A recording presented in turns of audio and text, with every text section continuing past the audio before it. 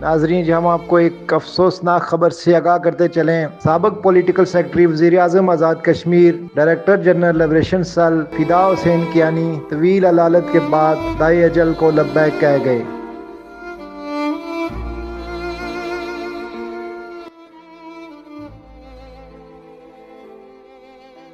انا للہ و انا الیہ راجعون۔ فدا حسین کیانی ایک عہد ساز شخصیت تھے۔